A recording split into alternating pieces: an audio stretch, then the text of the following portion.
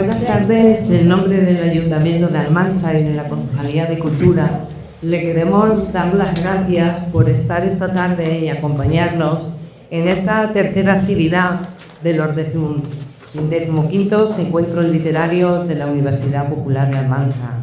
Los encuentros literarios surgen con Antonio García Soler, que esta tarde nos acompaña, que empezó con nosotros en el 2006 y ha hecho que creciera todo este tema de la literatura. Este año le tenemos que agradecer a Esther Avellán, que ha tomado el relevo, que ha hecho que además sean más grandes, porque también tenemos el primer encuentro literario que hemos tenido este año, y ha creado pues, un laboratorio de palabras.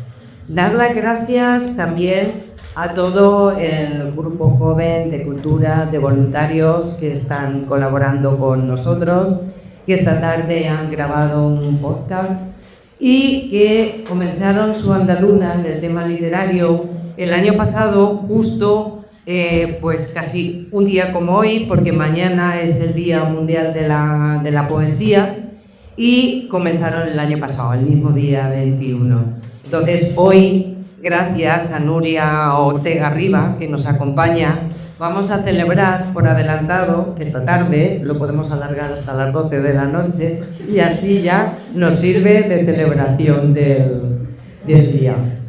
Y claro, nos sirve ya de celebración el premio. Y ahora, pues nada, Esther, te cedo la palabra. Bueno, yo estoy contentísima de que haya venido Nuria, primero porque es una gran poeta, porque a pesar de que es muy joven, ya sus libros, sus libros tienen un contenido muy profundo y ahora veréis cómo ella también lo tiene.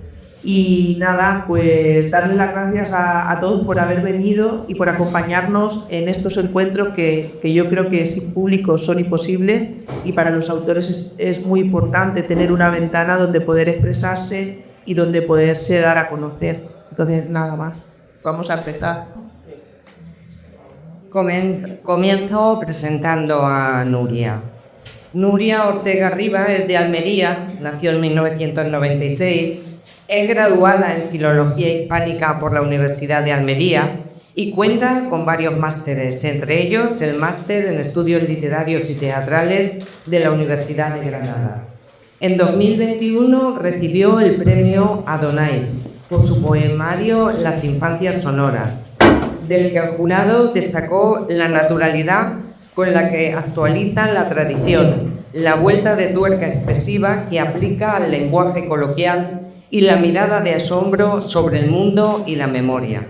En 2023 obtuvo el premio Espasa de Poesía con Albatros, libro que se configura en torno a las nociones de viaje y encuentro, reformulando a través de lo fantástico la vieja pugna entre realidad y deseo.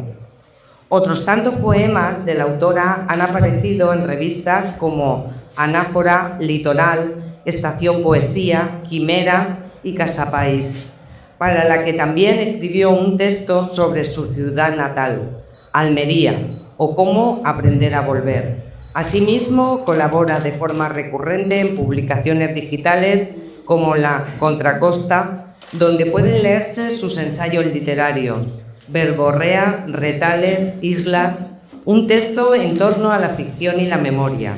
Pretende ser una síntesis de su visión de la escritura, al mismo tiempo que un homenaje a Carmen Martín Gaite, principal referente literario con motivo de su centenario en 2025. En la actualidad, Nuria Ortega Riba trabaja en su primera novela, imparte talleres de poesía en institutos de educación secundaria y ejerce como docente de lengua castellana y literatura en la Comunidad de Madrid. Si te parece, Nuria, pues vamos a comenzar con el premio Adonais, con tu primer libro, y te voy a formular ya la primera pregunta. Lo titulas Las infancias sonoras en vez de la infancia, cuando realmente parece un libro autobiográfico. ¿Qué buscas con ellos? Porque todos tenemos ese pozo de que todos hemos pasado una infancia, y en la de que además, ahora te voy a pedir que leas un poema, vais a poder comprobar que si no en todo el poema, siempre en algún verso nos vamos a identificar y vamos a encontrar nuestra memoria de la infancia. ¿Lo hiciste a propósito? Bueno, antes de nada, otra vez, yo quiero dar las gracias porque esto que estamos haciendo aquí durante todo el día es increíble, la verdad. No, yo no había vivido algo así, tanta cultura, tanto que no puedo ni expresarlo con palabras, así que, bueno, y por supuesto por el Día de la Poesía, ¿no? Que, como ha dicho Amparo, lo podemos alargar aquí hasta las 12 de la noche. Bueno, así que estoy contentísima de que estéis todos vosotros aquí hoy, os lo agradezco de corazón. Se lo agradezco, por supuesto, a Antonio García Soler, que allá, pues, no me acuerdo ni cuándo, me dijo, yo te tengo que llevar al Mansa. Y dije, por supuesto. A Amparo, que hemos estado ahí contactando para que todo saliera adelante, por supuesto a Esther. Estoy agradecidísima, de verdad. Bueno, y a los chicos también, todo. Ya no pararía de agradecer. Así que, bueno, conectando con la pregunta, si te parece, leemos primero y ya luego, pum. Porque me sirve así para hablar de por qué el título. El primer poema del libro, El afilador, creo que explica bastante el porqué de esas infancias, en plural y no infancia. Es una especie de conversación, de diálogo entre alguien, no sabemos quién, alguien pregunta ¿cuáles son tus sonidos favoritos? Y alguien, imagino que yo, responde no sabría decirte. ¿Cuáles te recuerdan a tu infancia, a tu hogar?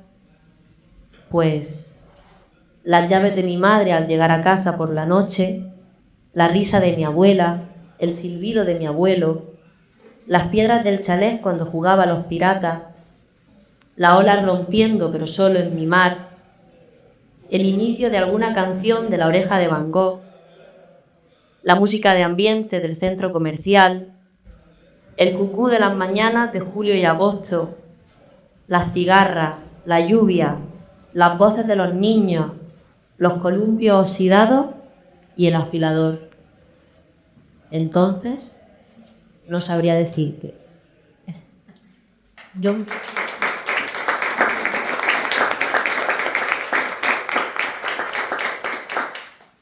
En poemas, lo que he estado leyendo, creas imágenes, muchos parecen pinturas. Hay uno de la X en el mapa que seguro, eso me lo tienes que contestar tú, creas unas imágenes que seguro que también se ha sentido identificada mucha gente de la zona que lo ha vivido. Aquí está Antonio, que es de Almería y que seguro que le recuerda y te puede poner la X en el mapa. Entonces te invito a que lo leas y que veamos las imágenes. ¿Listo? Claro. De ahí venía, claro, lo de... Al final, esa infancia es mi infancia, pero son infancias que compartimos todos, ¿no? Todos sabemos... O yo espero que al menos no se pierda nunca ese sonido del afilador. Todos recordamos o todos identificamos los sonidos, pues, de las llaves, de los pasos de aquellas personas a las que queremos. Y lo mismo sucede con la X en el mapa. Dice así: a nadie le importa que fuéramos felices atrapando cangrejos en la cala de la media luna. Pasábamos las casas blancas del pueblo, los molinos, las olas de los genoveses. De debajo de las piedras salían lagartijas. El sol nos quemaba una piel virgen aún. Comíamos arena con el bocadillo, tortilla de patatas con sabor a sal. A nadie le importa que fuéramos felices saltando en las rocas, a un brinco de abrirnos la cabeza o de clavarnos las púas de los erizos negros del fondo de las balsas. Pero lo éramos. Cerramos los ojos y nos vemos agitando las manos desde lo alto de la duna. Es aquí, es aquí. La X en el mapa estaba prodigiosamente cerca. Era ahí mismo. Yo creo que sí. Esa infancia, ya sea almeriense, o sea,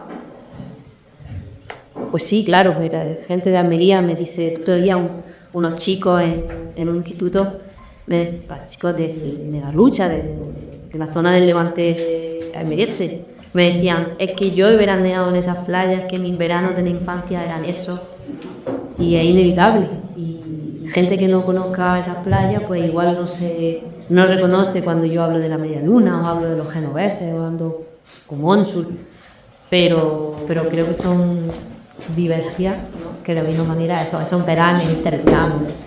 ¿Quién no ha tenido un verano interminable en el que pensaba que todo era posible?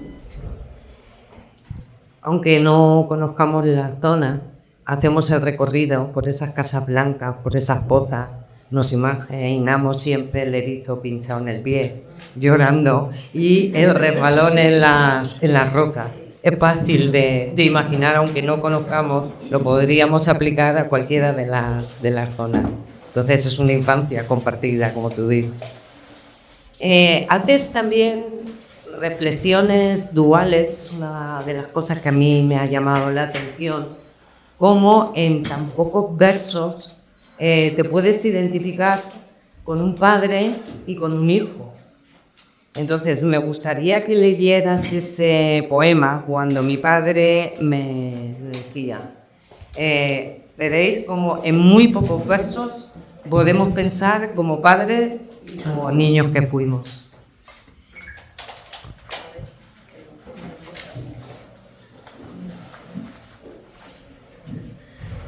Bueno, sí.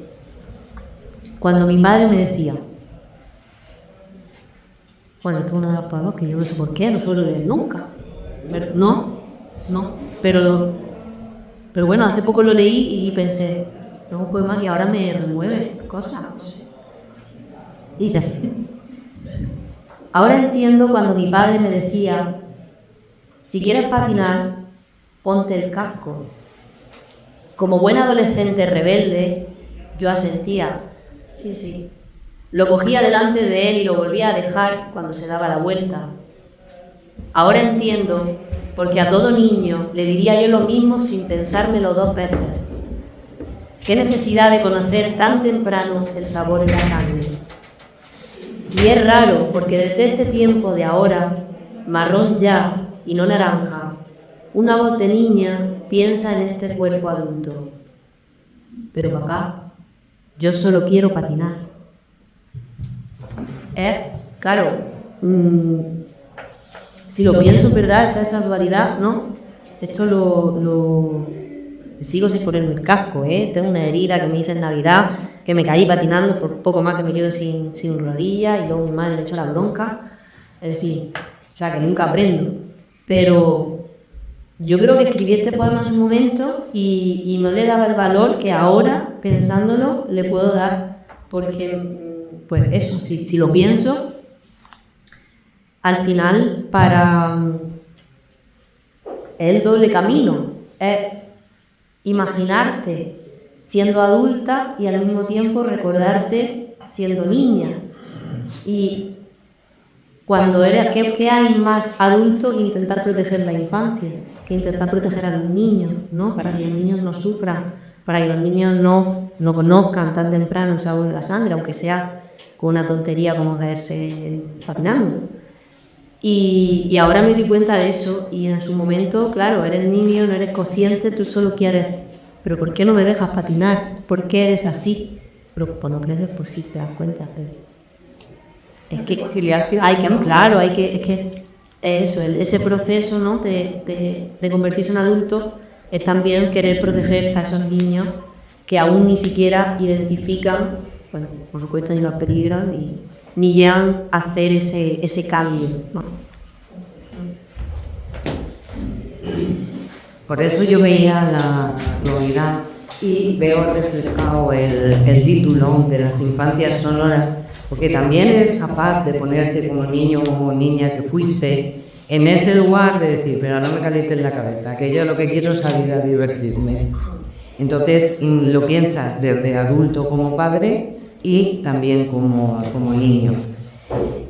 Para mí el libro es una constante de implicación al lector y en algunos lo implicas directamente, como pasa en días de limpieza. Quisiera que lo leyeras y después de leerlo te hago la pregunta. ¿Día de limpieza? Ya podéis. Sí, 40 hoy. Vale. Día de limpieza.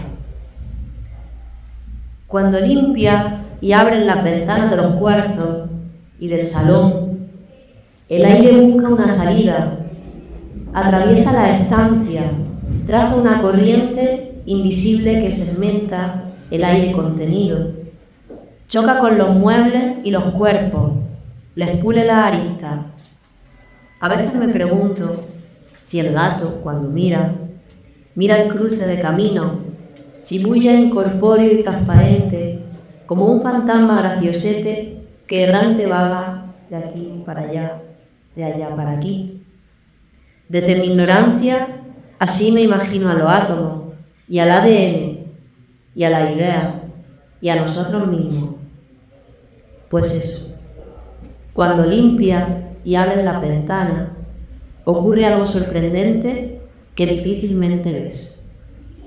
Ahora ponle nombre.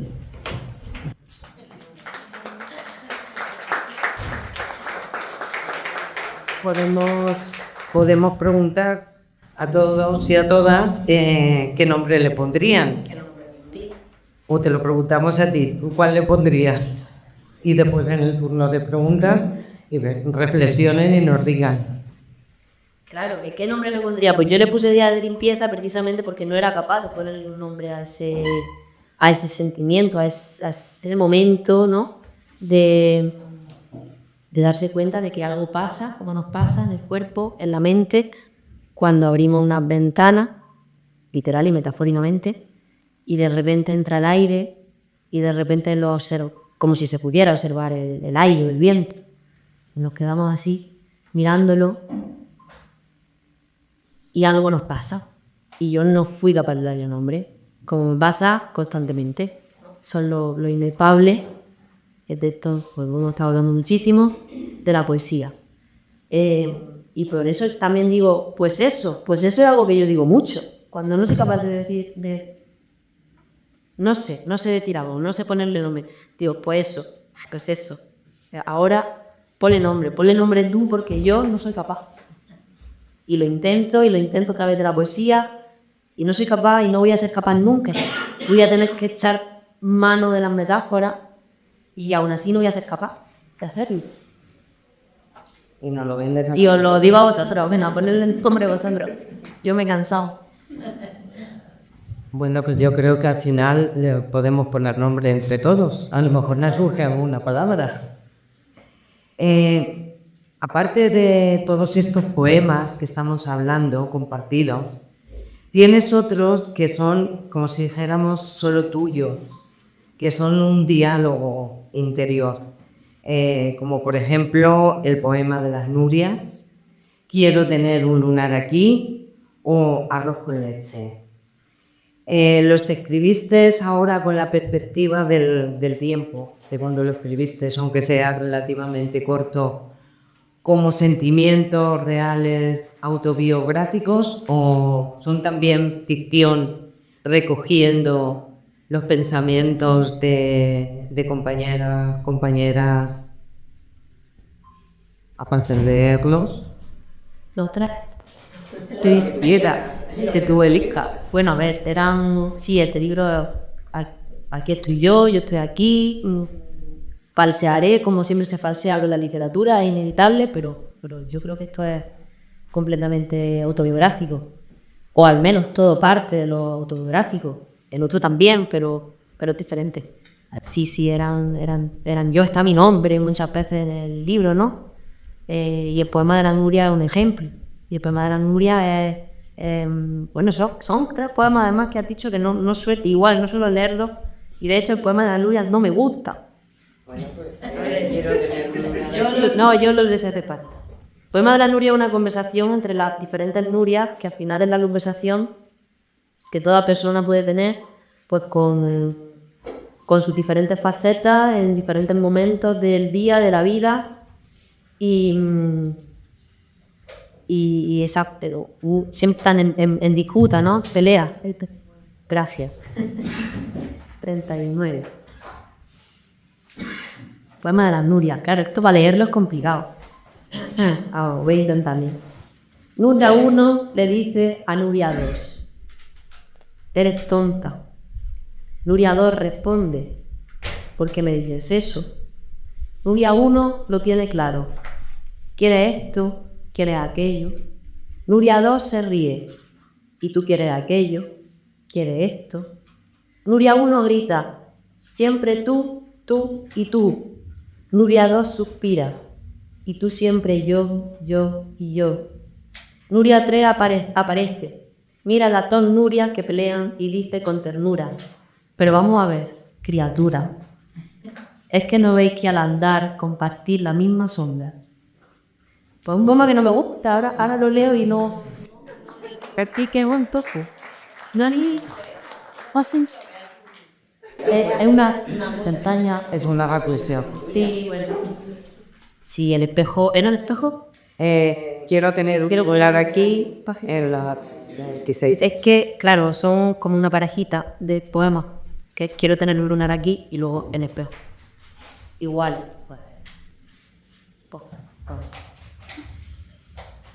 Quiero tener un lunar aquí. Explotar hasta el abismo el daño.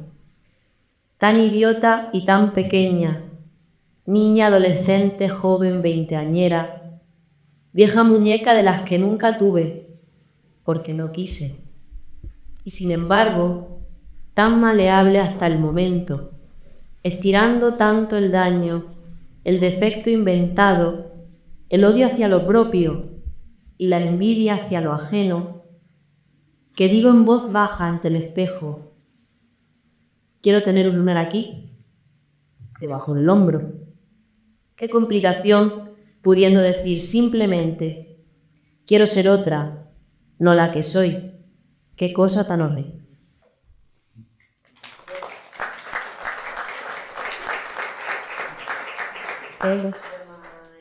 Sí, quiero tener un lunar aquí, no me acuerdo. Yo soy que esta trayectoria. ¿Y la quieres votar? No, bueno. Pero esto cuando... Un poema que llevo mucho cuando voy a institutos y tal, porque al fin, ¿de qué habla el poema? Habla de esa mirada que tenemos hacia nosotros, ¿no? Y de cómo nos castigamos, nos odiamos, nos comparamos. Y eso en la adolescencia funciona maravillosamente bien, que saque ese tema, ¿no? Porque se suelen sentir identificados. Y yo recuerdo estar viendo la tele y apareció con una actriz guapísima, no me acuerdo ni quién, pero no sé cómo, no me acuerdo, pero güey. Y yo pensé, madre mía, qué persona más guapa, más atractiva, qué actriz. Y tenía un lunar aquí, debajo del hombro. Y el pensamiento ese tan, no sé si irracional, bueno, tan aparentemente tonto, nimio, de decir, como esa persona tiene un lunar aquí y me parece tan atractiva, yo, que no tengo un lunar aquí, no soy atractiva. Si yo tuviera un lunar aquí, como ella, me vería con esos mismos ojos con los que la veo a ella, el team. Bueno, pues sí, di algo. Me has enseñado tintajite. Esto es, uniéndolo a lo que es el taller de escritura, tú has publicado un poemario pero después el lector es el que tiene la libertad de interpretar. Yo he elegido en este caso pues los poemas que a mí me han llamado la atención. Entonces es la riqueza, el saber que te han leído y lo que tú no te habías fijado, el lector sí que se ha sentido identificado o le ha llamado la atención. Luego tienes poemas escritos con rabia, pero con rabia. Me imagino cuando terminas de estudiar, tienes que comenzar a trabajar y te piden el famoso currículum que tienes que llenar con cantidad de apartados. Y acabas de terminar de estudiar, estás en busca de tu primer trabajo. ¿Te inspiró esa situación a la hora de escribirlo? Yo creo que lo mejor es que lo leas. Ese está en la página 50.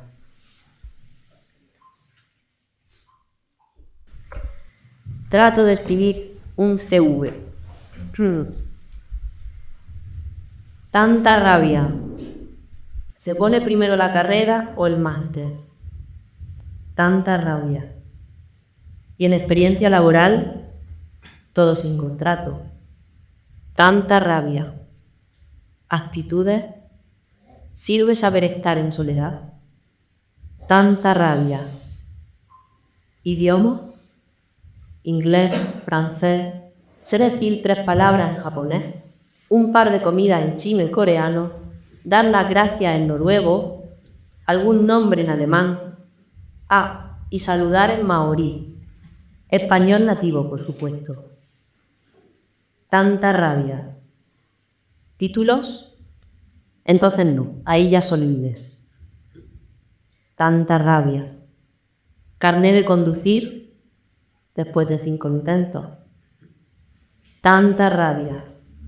Vehículo propio, si me lo paga usted. Tanta rabia. Otros méritos. Quito los pelos de la lucha, hago buenos anagramas, río mucho. Tanta rabia. Foto de perfil. Esta es la que hago un corte de manga, está bien. Tanta rabia. Dirección. La del sitio del que me llamen, si me llaman. Tanta rabia. Nombre. Casi se me olvida. Nuria, como mi madre. Mis padres fueron poco originales. Tanta rabia. Profesión a la que aspiro. A hijo. Si te lo digo, estoy perdida.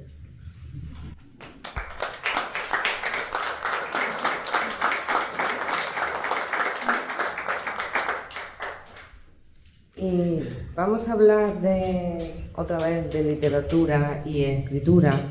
Hay poemas en los que el título ya solamente lo dicen, Lompiana. Y luego hay otro poema, yo también voy a hablar de la esperanza, que al leerlo me recordó el poema 20 de Pablo Neruda, al utilizar la expresión en noches como esta. Entonces, ¿tú piensas que es necesario, que muchas veces se oye, es necesario conocer a los clásicos, a otros escritores y demás, y que eso enriquece, que te van dejando ese pozo de muchas veces repetir? ¿O es mejor no leer y escribir para no tener la pregunta del millón? Sí, ¿vale? Tú nos dices, y no loca. Yo digo mi opinión. Era Miguel Delibes, grandísimo escritor, quien decía que Cervantes escribió el Quijote sin haber leído el Quijote. Pero, aunque Miguel Delibes fuera un grandísimo escritor y no le faltara razón, él lo es. A ver, claro que Cervantes escribió el Quijote sin haber leído el Quijote. Pero yo sí pienso que hay que leer. Tú puedes escribir la obra del siglo y no haber leído el Quijote. Pues yo no te digo que no. Pero desde luego, mucho más bagaje tendrá, mucho más sabrá de escritura, de la vida y de todo, si has leído ciertos libros. Cuanto más leas, mejor. Y eso para mí es así. Y bueno, pues sí, eso el tema de la influencia, yo hablo del cajoncito que tenemos en la cabeza, que a veces no nos damos cuenta ni de que lo tenemos, y ahí están, tum, tum, tum, es lo que hemos leído, inevitablemente, y pues perfectamente puede estar ese verso que tú has vocalizado, perfectamente puede estar, bueno, Lorca, por supuesto, porque el poema se titula Lorquiana, ahí lo hice, queriendo hacerlo.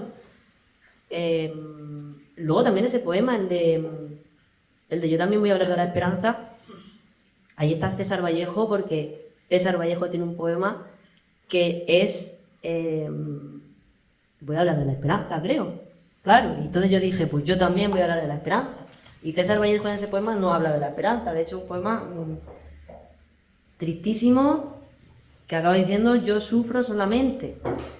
Y yo dije, pues yo también quiero hablar de la esperanza y me gustaría hacer un poema, pues sí, que hablara de todo eso. O sea, que sí, que eso está constantemente, es inevitable.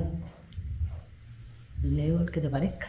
El que tú quieras. ¿Cuál? El que tú quieras. Lo tienes en la página 15. Yo voy hoy vestida de Lorca. Traigo una camiseta con el romance de la luna. Venga, vamos a leer Lorquia. Hay que celebrar el día de la poesía.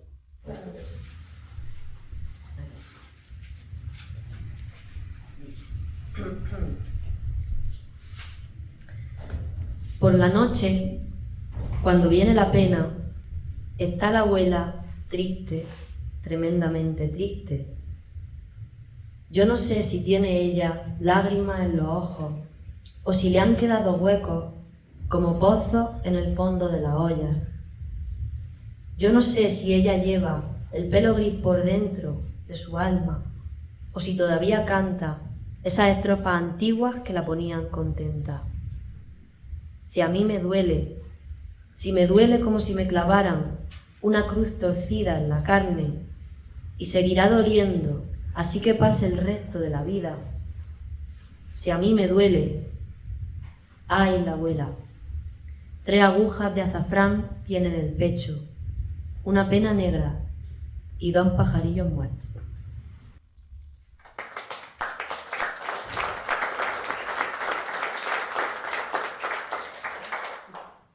Y ya para terminar con las infancias sonoras, me gustaría hacer con unos poemas que yo he denominado, yo le pongo nombre muchas veces a las cosas, otras veces no. Poemas oración. Poemas oración porque es como pedir un deseo que quieres que se cumpla. Y a mí, en ese sentido, me gustan al menos este cielo y con el que terminas el libro, Desnuda. Página 68. Al menos este cielo.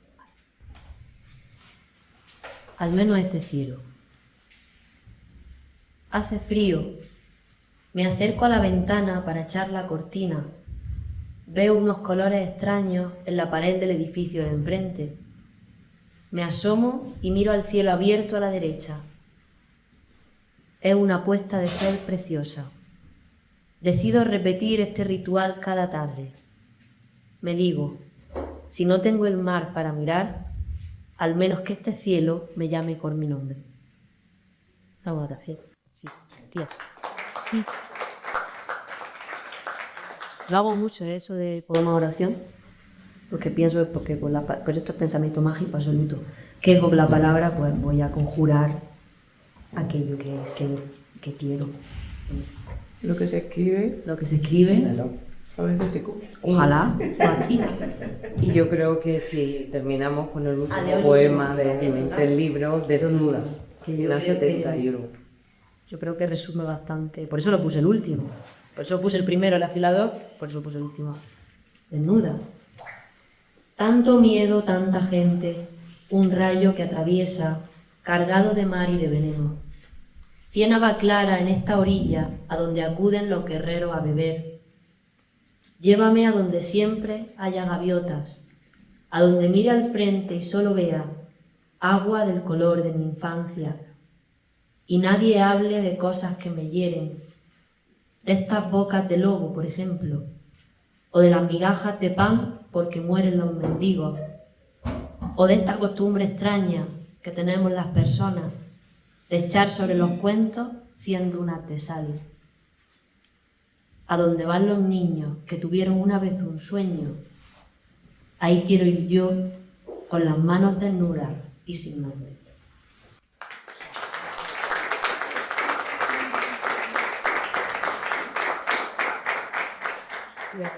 Esther, comienza con Albatros. Bueno, vamos a hablar del libro Albatros. En las infancias sonoras te reconcilian mucho con tu paisaje mediterráneo, desértico de Almería. Y en Albatros sueñas con glaciares, bosques, auroras boreales, tal como tú misma lo dices en el epílogo del libro. Pero hay algo que yo creo que une los dos libros y es la necesidad de nombrar. Antes lo has comentado, ¿no? Y de indagar en las profundidades para descubrir el lenguaje. Entonces, a mí me gustaría que nos dijeras el poema.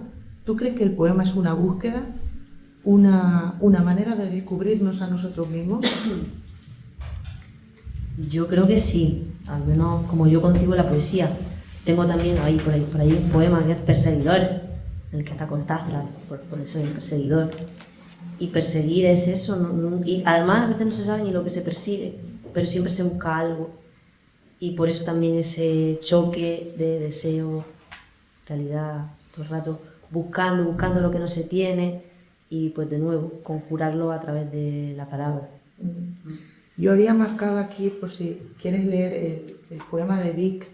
Vale. Creo que ha hablado, no sé, a mí me llevó a ese punto, ¿no?, de la pregunta. Vik es una playa, bueno, Vik tiene un nombre más complicado. Vik es una playa islandesa. Quiero ir a esa playa de arenas negras, donde los hielos azules alcanzan la orilla como cuerpos de náufragos. Más allá de Normandía, donde hubo otros cuerpos, más allá de los hielos que flotan en los mares helados, está esa playa de arenas negras, donde hay un cuerpo que no encuentro. Quizás porque es blanco y azul como los hielos y por eso no distingo.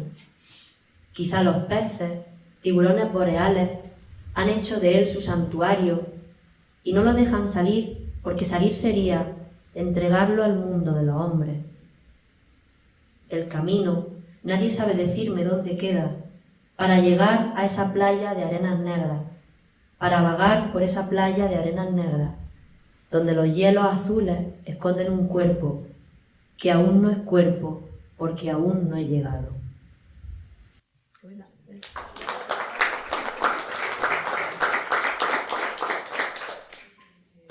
En Albatros también hablas de libertad, porque de un viaje en el que el sueño y la realidad se dan la mano. En todo el libro el sueño y la realidad están siempre en contraposición, pero también unidos, ¿no? Y este libro nace, si no me equivoco, de un encierro. ¿Nos puedes hablar de cómo nació el libro realmente? Porque el deseo o el anhelo es el motor, creo yo, de todos los poemas, ¿no?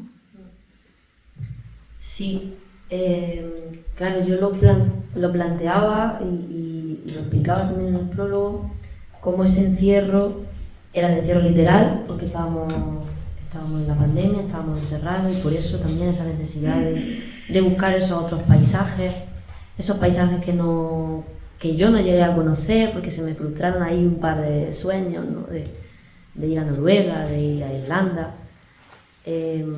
pero eso al final era un símbolo, ese paisaje y ese encierro en una habitación, ¿no?, muy a lo Emily Dickinson, ahí las cuatro paredes, también era un encierro literal, pero luego, si lo pienso, era un encierro mucho más profundo, porque igual que estábamos pasando todos por ese proceso de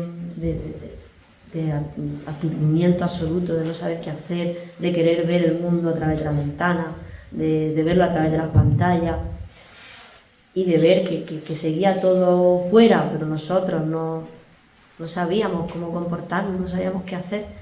Luego era un encierro, como digo, mucho más profundo, era un encierro personal, era un encierro... me lo tuvo que decir una amiga esto, Nuria, bueno, Paula, que escribe también el prólogo. Nuria, era un encierro tuyo, era un encierro de tu persona, era un encierro de tu manera de expresarte, de mostrarte al mundo, no eras tú. La Nuria de ahora eres tú, pero en aquel entonces pues eras un poco, sí, y era un encierro que iba por otros terrenos. El libro tiene dos partes, ¿no? Tiene viaje y tiene encuentro. En la segunda parte hay un choque evidente entre el sueño y la vida, que quizá vaya un poco en la línea de lo que estabas contando, ¿no? Y esa desesperanza que en un momento te puede aturdir, pero como que después te transforma. Y muchos poetas dicen que solo pueden escribir desde la tristeza o el dolor. ¿Tú crees que a ti te pasa lo mismo? ¿O puedes escribir desde la alegría? Sí, me niego en rotundo a escribir únicamente desde el dolor. Esto lo hemos estado antes hablando los chicos y yo. Pues sí, la literatura como refugio, la literatura como catarsis, todo esto está muy bien y es cierto, y por supuesto que he escrito desde el dolor, como tantísima gente, pero es que me niego en rotundo a solamente dedicar escritura al dolor. Es que yo llevo un punto en la vida en el que me propuse todo libro que escriba, aunque solo escriba un libro en mi vida, me da igual, todo libro que escriba terminará con esperanza. Sí. ¿Podrías leer el poema de la página 45? Y así vamos leyendo. El pájaro. Muy de pájaro, sí. El pájaro. Además, esto es verdad, había un pájaro en mi casa. Nunca lo llegué a identificar. Aunque tengo la aplicación esta que te dice los pájaros, pero sí. Hay un pájaro que solo canta cuando llueve o es de noche. Me gustaría decir que me lo estoy inventando, pero así es. En alguna esquina de mi casa hay un pájaro que me molesta a extrañas horas de la madrugada o cuando llueve. Y hoy, que son las 4 de la tarde, y una tarde sin luz, el cielo gris y el agua opacan los cristales, hoy el pájaro ha empezado a cantar. Será como uno de esos palos de lluvia, solo que al contrario. Este pájaro desorientado, daltónico quizá, tiene otra razón para su canto.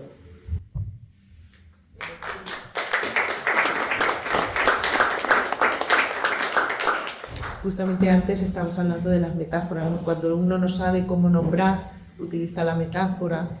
Este libro, Los pájaros, o el albatros, pero también hace referencia a las mariotas, tiene mucha importancia, ¿no? Quizás necesitabas en ese momento esa sala y poder dejar volar. Sí. En tu poética también el paisaje, la naturaleza, aparece como parte de la propia esencia, ¿no? Y se mezcla, yo creo, bueno, a mí me ha dado la impresión al leer que se mezcla un paisaje como primigenio y muy puro con elementos que tienen que ver con la actualidad, con la ciudad, el hormigón. Son quizá sus poemas una reivindicación de ese lado más intuitivo que tenemos las mujeres o salvágenos, de ese animal que nos habita dentro. Sí, sí, totalmente. Está ahí el poema de La niña que corría con lobos, que es un poema que surge de un videoclip de Aurora. Y si veis el videoclip de esa canción, es eso. Es la historia de una chica que aparece... Bueno, estoy revelando el poema. Si quieres lo leo. Yo lo había puesto a mí para que sí, bueno, pero eso, o también hay una raíz de ahí que no se sabe muy bien qué es, una raíz que va con esta casa. Hay varios poemas que son eso. A ver si lo encuentro.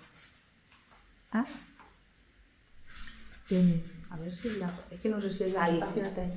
Sí, la niña que corre con lobos. La niña que corre con lobos no tiene cejas. ¿Es tan malo querer vivir al otro lado, de esa otra manera?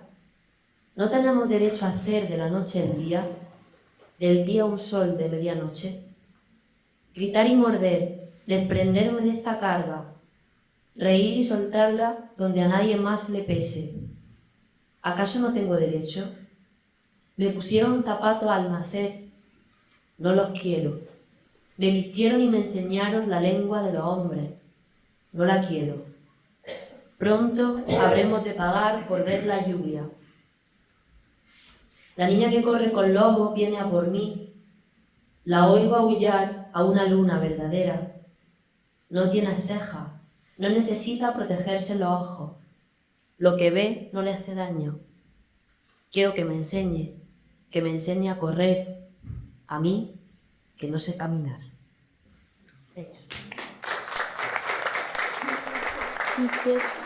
Quise despojarnos de todo, ¿no? De todo aquello que nos han enseñado, y además de los hombres. Claro, le digo de los hombres porque digo, evidentemente. Claro, claro. Sí, sí, sí. De hecho, a mí leyendo el poemario, pero a nivel, en general, ¿no? Me venía como esa idea de rebelarse contra los estereotipos, contra las convenciones sociales, quizá también con ese punto de mujer salvaje, ¿no? que corre ante los lobos, ¿no? Pues a lo mejor por eso mi amiga Paula me decía, Nuria, es que, claro, tienes que salir, es que revelarte y ser tú. Pues sí, claro que sí. Bueno, la poesía es una manera de mantener vivos los sueños y volar. Sí, ¿no? ¿Sí? Yo quiero pensar que sí. Sí. Hay una gran diferencia para mí, no sé si Amparo también la ha notado, entre el primer libro y este. ¿Ha habido muchos libros en medio que se han quedado en el cajón? Mucho. Sí. Pero porque yo escribo mucho y la mayoría es insalvable y ahí se selecciona. Antes no seleccionaba tanto. Yo creo que por eso me iba bastante regular. Que ahora tampoco que esto sea... Pero sí. Me gustaría que leyeras el poema de la página 62, porque quizá, no sé, hay un deseo oculto detrás de la poesía que tenemos a lo mejor muchos poetas, ¿no? Que es esa voluntad de trascender a través de la literatura. Si muero hoy. Si muero hoy, llevadle mi cuerpo a mi madre, cubridlo con flores, tirando al mar. Abrid luego mis cajones, allí encontraréis que no me he ido. La historia permanece. Pero si vivo hoy, no me dejéis morir.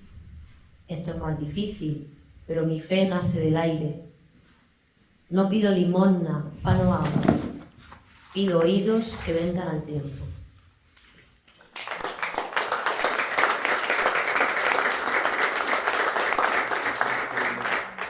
Bueno, yo tampoco quiero desvelar mucho sobre el libro, pero me gustaría, no sé, háblanos si tienes algún proyecto nuevo o qué vamos a ver de ti próximamente. Estamos ya deseando, ¿no? Ya no evitaría a mí tener algo. Sí, tengo claro. Estoy escribiendo, no tanto como me gustaría, tengo otras cosas en la vida, trabajo. Pero bueno, pues me gustaría que saliera un momento algo bueno por la poesía, aunque la poesía siempre va a estar ahí, y sigo escribiendo. Y estoy muy centrada en escribir sobre el amor, en escribir sobre hacer realidad ese deseo, sí. Convocar. Lo que hablábamos antes, ¿no? Sí, parece que cuando escribes sobre algo, parece que lo tienes más cerca. Sí. Después ya tengo pensado cómo va a empezar el libro. Va a ser así. Mi deseo está aquí conmigo, lo convoco. No sé si podemos abrir un turno de preguntas, ¿te Yo creo parece? que sí. De todas formas, creo que el currículum ese que escribiste con rabia te ha servido, ¿eh? Pues te ha servido. A ver, estoy trabajando, ¿no? Eso, ¿eh? Bueno, si alguien quiere comentar algún poema, hacer alguna pregunta. A ver, mira. A ver, Julio, Elisa. Chelo. Chelo, ¿qué te vienes echado?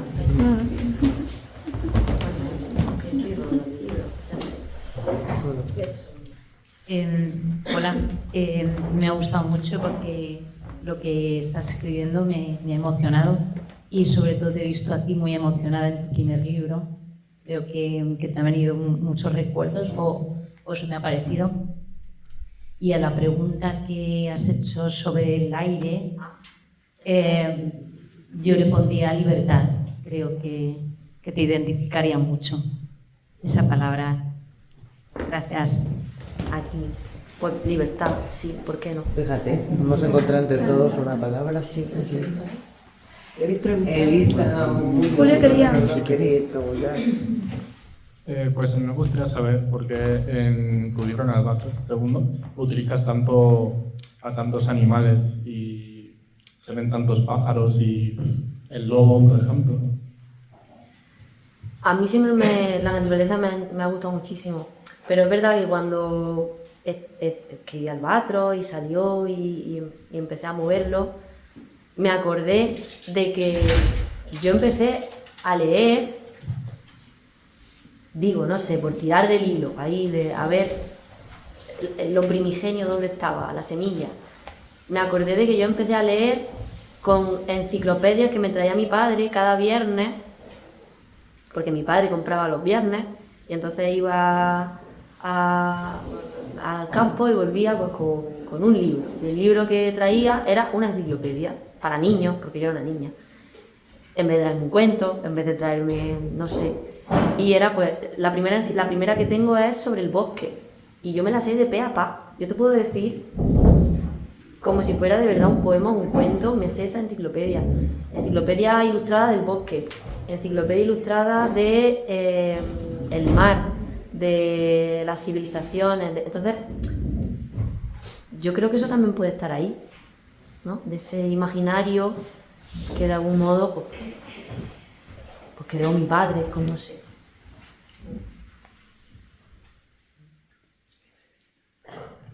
Y te digo que el libro es como un hijo. ¿Cuál de los dos hijos te gusta más? Eso no puede ser. ¿Qué pregunta es esa? Es que yo con esto no estoy del todo de acuerdo. Estoy de acuerdo y... Es que Carmen Martín Gay, desde luego, es muy pesada. Decía que vaya cosa horrorosa comparar, porque hay gente que compara el hecho de escribir un libro y publicarlo con un parto, ¿no?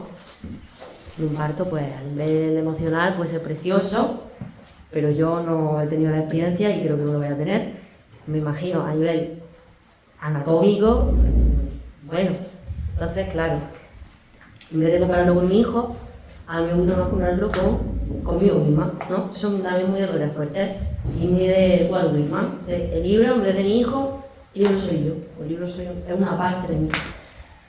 Y de nuevo, pues, ¿qué parte de mí me gusta más? No sé. Yo ahora me siento más cercana al Albatros, lógicamente, por cercanía temporal. Pero si tengo que pensar en la memoria, en mi familia, lógicamente me voy a la infancia. No sabría decirte. No sabría. ¿Alguna pregunta más? Bueno, lo primero de todo, que ha sido un placer escucharte hoy. Y yo te quería preguntar qué fue lo que te motivó para publicar y cómo fue el proceso. Pues, bueno, da igual. Da igual.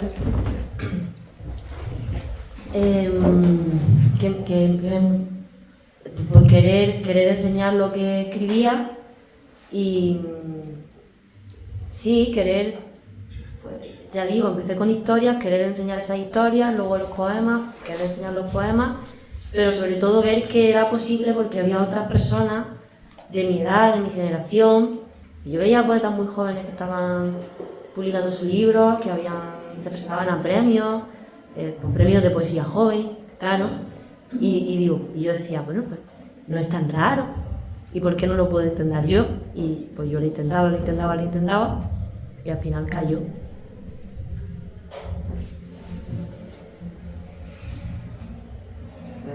Mira, yo voy a preguntar, ya que estamos en el mes que estamos, y antes lo había comentado cuando estábamos atendiendo los medios de comunicación, bueno, pues me encanta, me ha gustado muchísimo y me parece, bueno, que eres una poeta, y además que, aunque tú digas que no eres demasiado joven, que te lo hemos dicho varias veces, que sí, que ya no te vas de canas, pero eres todavía muy joven, pero la verdad es que está súper a gusto y me ha gustado muchísimo tu obra. Antes lo decía, lo comentaba también Amparo, que también aprovechábamos de tenerte aquí una mujer, porque estábamos en el mes de marzo, donde conmemoramos el Día Internacional de las Mujeres el día 8 de marzo, y nos viene también muy bien, ¿no?, el visibilizar en este caso a una poeta, que siempre nos viene bien que las mujeres tengamos nuestro espacio, ¿no?